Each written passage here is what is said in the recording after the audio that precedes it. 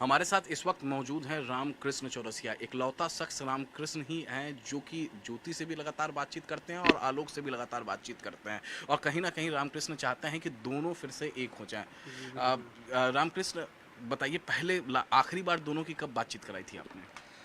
आखिरी बात यही जो बात हुई थी इन दोनों लोगों में कि एक हो जाएँ, विवाद थोड़ा-थोड़ा हो रहा था, इन्होंने धूमनगंज थाने में एप्लीकेशन दे दिया था। तो बात हुई लेकिन बात नहीं बन पाई। उसके बाद से यही था कि बच्चों को मिलने दिया जाए, वो दोनों बच्चियों से मिलने के लिए काफ़ी परेशान थे। जिसलिए हमने भी रिक्वेस्ट किया कि मिलने दिया जाए, बात करने दिया जाए और उसके बाद नहीं बात करने के बाद फिर मजबूरन इनको मीडिया में आना पड़ा। रामकृष्ण इकलौते ऐसे शख्स हैं जो आलोक के बचपन के दोस्त हैं। मतलब अब आलोक के बारे में जो कुछ भी है, आज जो कुछ भी कोई जानता है, तो आप समझ सकते हैं कि जो बचपन के दोस्त होता है उससे कुछ छिपा नहीं होता है।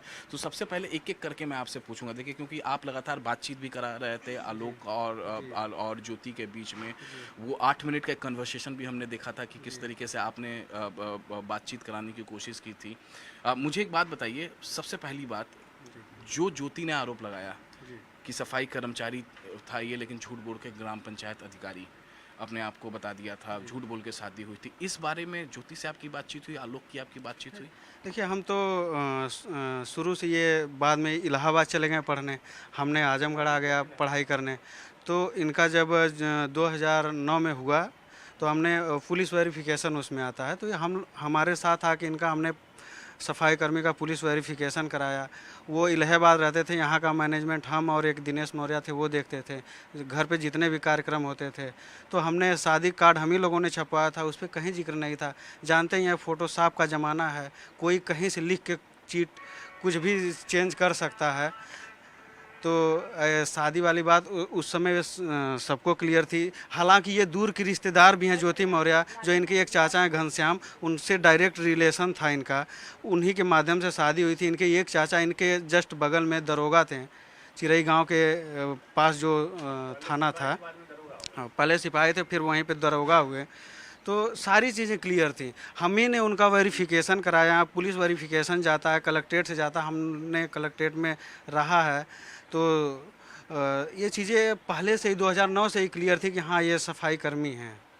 आखिरी बार आपकी ज्योति से कब बात हुई थी?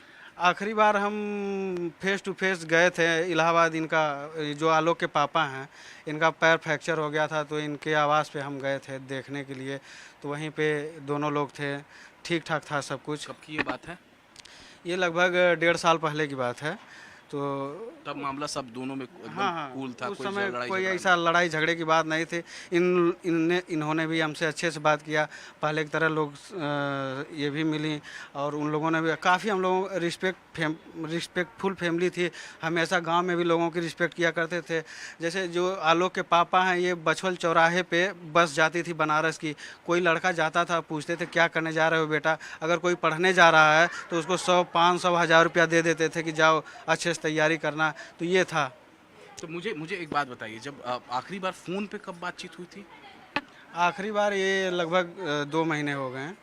तो वही जो कन्वर्सेशन जो चला। आप कौन कॉल जी, आपने करवाया था जी, ज्योति और आलोक दिनेश और के? हमने हाँ कराया था। हाँ, तो जो कौन कॉल कराया था, जी, जी। उसमें क्या आपने उस समय ये बात निकल कर सामने आई थी कि सफाई कर्मचारी ग्राम पंचायत अधिकारी नहीं, झूठ नहीं, बोल के शादी? ऐसी कोई बात हमारे सामने वो ये बात कही नहीं सकती, क्योंकि उनको क्लियर था कि ये सफाई कर्मी हैं। उनको तो पहले से भी पता था और बाद में भी पता चला। ये सब मनगढ़ंत बातें हैं।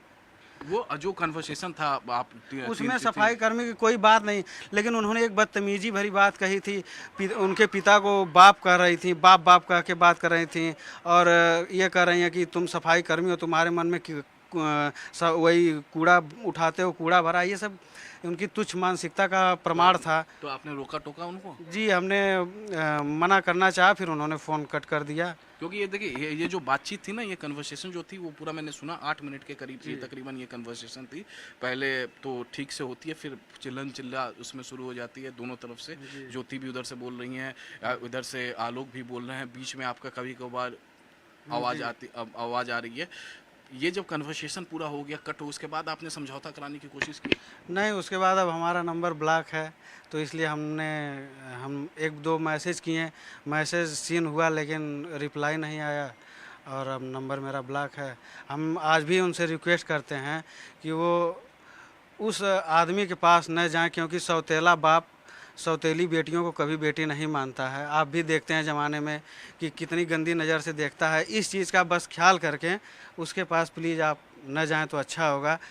हर सौतेला बाप अपनी सौतेली बेटियों की ज़िंदगी बर्बाद करता है और उसे बहुत ही गंदी निगाह से देखता है। तो इस बात का आप हमसे बेहतर आप जगह जगह देखती हैं, आप खुद न्यायालय भी संभालती हैं और कार्यालय भी संभालती हैं, देखती रहती हैं।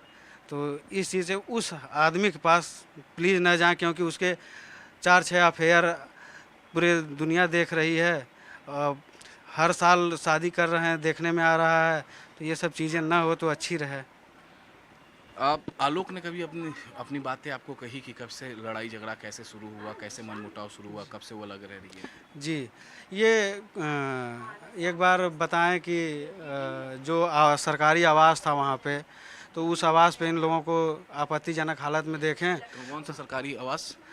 जो एसडीएम का सरकारी आवास होता है, उस समय ये इलाहाबाद ही थी। तो उस समय नहीं बताएं, ये बहुत तकलीफ़ में थे आलोक जी, लेकिन बता नहीं रहे थे, किसी से भी नहीं कुछ शेयर कर रहे थे, काफ़ी तकलीफ़ में रह रहे थे। जब ये देखें कि ये लखनऊ गई, वहाँ भी यही चीज़ था। और फिर इनको व्हाट्सएप चैट पे मिला कि हमें ही मारने की प्लानिंग की जा रही है, तब ये मजबूर होकर, और बच्चियों को न मिलने दिया गया, तब ये मजबूर होकर सामने आए सबके सामने कि अब अगर ये मीडिया में इतना नहीं फैलता तो शायद ये आज ज़िंदा भी नहीं रहते हैं, जिस हिसाब से प्लानिंग चल रही थी। और रही बात, एक सबसे बड़ा इल्ज़ाम वो लगा रही है कि दहेज की बात, तो धूमनगंज थाने में झलवा इलाके में जो इनका मकान बना है, उसकी रजिस्ट्री में आप देख लीजिएगा पैसा कहाँ से ट्रांसफ़र हुआ है। आलोक के पापा प्रिंसिपल से रिटायर हुए थे, उन्होंने अपनी सारी कमाई 40 से 50 लाख रुपया ऑन रिकॉर्ड खाते में ट्रांसफ़र किया है इनको। उसके खाते में ट्रांसफ़र किया, उस पैसे से ज्योति के नाम पे उन्होंने ज़मीन ली। चाहे होते हैं तो अपने नाम से लेते हैं। ये प्रयागराज में लिया गया है? जी, ये प्रयागराज ये में। कब लिया गया है प्रॉपर्टी? ये थोड़ा टाइम हो गया, एग्जैक्ट मुझे याद नहीं है। एसडीएम बनने के बाद? जी, एसडीएम बनने के बाद ये ज़मीन ली गई है, जो कि इनके पापा के रिटायरमेंट की कमाई इनके खाते से ट्रांसफ़र की गई है। और उसी ट्रांसफ़र वाले पैसे को ही उसमें जिक्र भी किया गया है बैनामे में, और ये उल्टा इन्हीं पे इल्ज़ाम लगा रही हैं। ये तो हर गरीबों और बेसहारों के लोग पैसा देके खुद सोचते हैं पढ़े लिखे आगे बढ़े। आखिरी बार आप क्या कहना चाहते हैं ज्योति से? ज्योति से दोबारा मिलने की कोशिश करेंगे? ये जो जी, ज्योति बिल्कुल वाला- मिलने की कोशिश करेंगे। हमें उनसे काफ़ी प्यार मिला है और उनके पूरे परिवार से हमेशा मिलता रहा है। ये हो सके तो आप प्लीज़ कम बैक हो जाइए। आलोक और से आखिरी बार आपकी बातचीत? आलोक से तो हमारी लगभग डेली बात होती रहती है। कब आज नहीं हुई, कल हुई थी, परसों हुई थी, क्या कह लगभग रहे थे कल वो? बात हो रही थी। बस परेशान है, काफ़ी बच्चियों को लेके बहुत ज़्यादा चिंतित हैं। बच्चियों को भविष्य के लेके उनके पापा, पूरा परिवार सिर्फ बच्चियों के भविष्य को लेके बहुत ज़्यादा चिंतित है। उनके साथ फैमिली कोर्ट में ये मामला कब पहुंचा? फैमिली कोर्ट में जब इनसे ये तलाक मांगी, इन्होंने देने के लिए नहीं तैयार 3 हुए। महीने, 4 महीने, 6 महीने? हाँ, कितने? 3 महीने की बात है। 4 महीने पहले से ये मांग रही थी। उसके बाद जब इन्होंने तलाक नहीं दिया तो इन्होंने फैमिली कोर्ट में और इनके 4 लोगों के ऊपर एफआईआर करा दिया, जिनके बाद इन लोगों ने मुचलका भर की ज़मानत ली। ये बहुत शर्म की बात है कि जिन्होंने कभी थाने का मुंह नहीं देखा। इनके फैमिली में 30-40 लोग गवर्नमेंट एम्प्लॉई हैं, 10-20 टीचर हैं। टीचरों की फैमिली आप जानते ही हैं कितने संस्कारी होते हैं, कितने अच्छे होते हैं, कितने सभ्य, कितने सुशील होते हैं। तो ये थे रामकृष्ण, जिनका साफ साफ ये कहना है कि जिस तरीके से पूरा मामला निकल कर सामने आया, ये एक बार फिर से रिक्वेस्ट करते हैं ज्योति या आलोक से कि वो सब एक हो जाए। लेकिन कुछ दिनों पहले जो कन्वर्सेशन हुआ था आलोक और ज्योति के बीच में फ़ोन पर, वो इन्होंने ही कराई थी और ये लगातार आलोक और ज्योति के कांटेक्ट में थे। लेकिन अब इनका कहना है कि पिछले कुछ दिनों से ज्योति ने, एसडीएम ज्योति मौर्य ने इनको ब्लॉक कर दिया है।